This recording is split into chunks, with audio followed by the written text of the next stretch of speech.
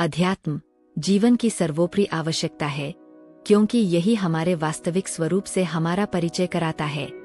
वह स्वरूप जो जरामरण से रहित, शोक मुक्त, नित्य और अविनाशी मूल सत्ता है, जिसका ज्ञान होने पर फिर मनुष्य हर तरह के भय, शोक, चिंता और मरण से मुक्त हो जाता है, अजरमर होकर चिरविनाशी पद को प्राप्त कर लेता है।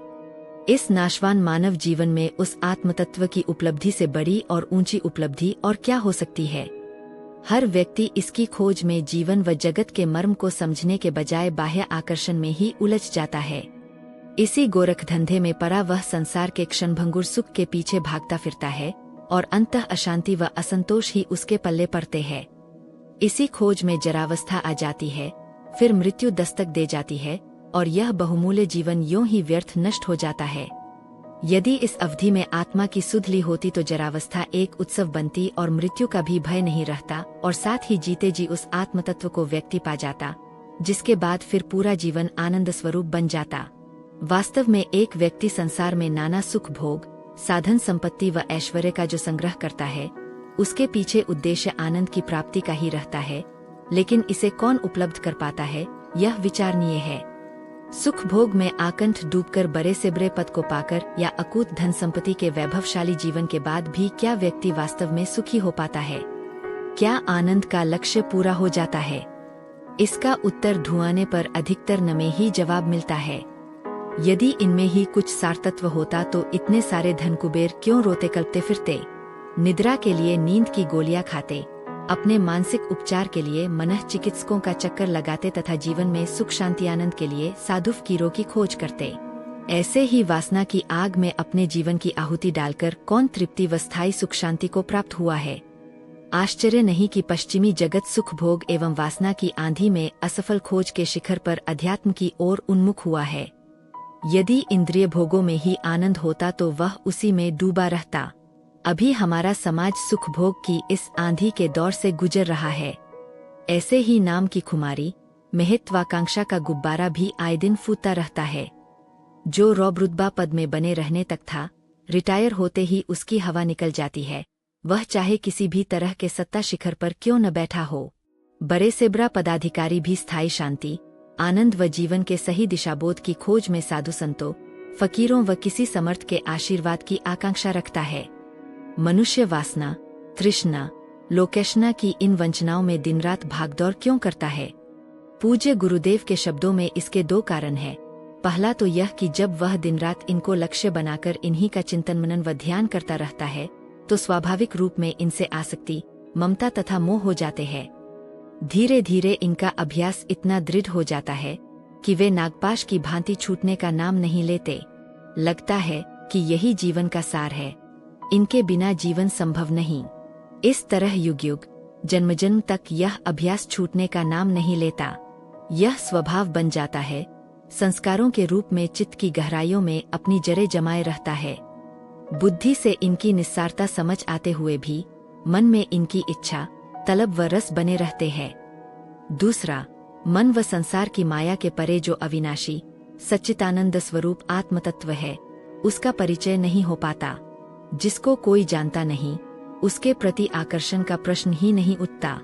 आकर्षित तो उसके प्रति होता है जिसका कुछ ज्ञान हो, जिससे पहचान हो। सांसारिक भोग और वैभव के परे भी कोई आनंद है। यदि यह विश्वास जग जाए तो फिर व्यक्ति उसके प्रति आकर्षित हो उस ओर कदम बढ़ाने लगता है।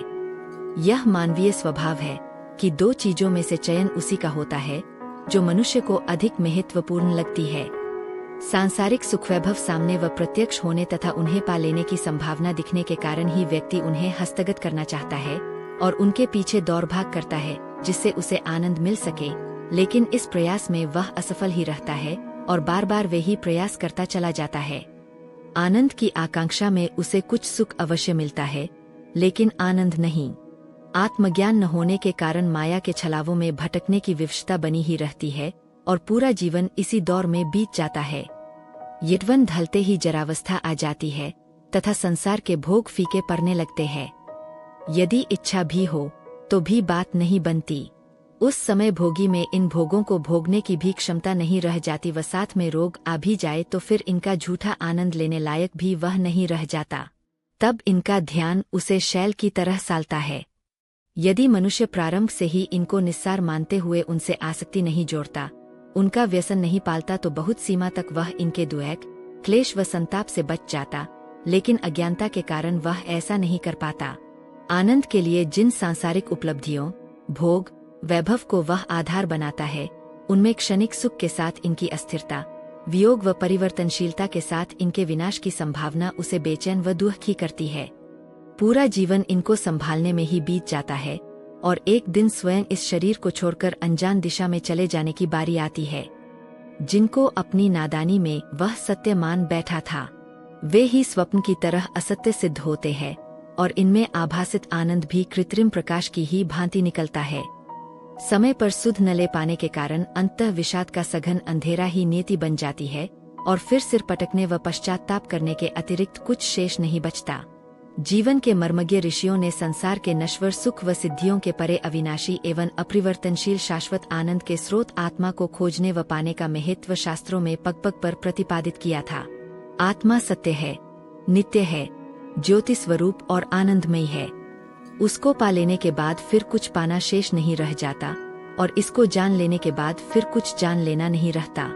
मनुष्य के पुरुषार्थ की सार्थकता सुखों के अनावश्यक उपभोग में नहीं, बल्कि आत्मा को प्राप्त करने के प्रयासों में है। वास्तव में संसार व इसका जो सुख, सौंदर्य तथा वैभव हमें बाहर प्रतीत होता है, उसका भी अपना कोई स्वतंत्र अस्तित्व नहीं। वह आत्मा के आधार पर ऐसा प्रतीत होता है जो जीवन का परम सत्य है। आत्मा के प्रकाश के कारण ही यह जीवन व जगत का विस्तार आभासित होता है। आत्मा के पटल पर ही इस संसार और जीवन का छाया नाटक बनता बिगड़ता रहता है। संसार और कुछ भी नहीं, केवल आत्मा की अभिव्यक्ति भर है। इसके पृथक जो कुछ भी है वह असत्य है, भ्रमपूर्ण है और अग्राह्य है।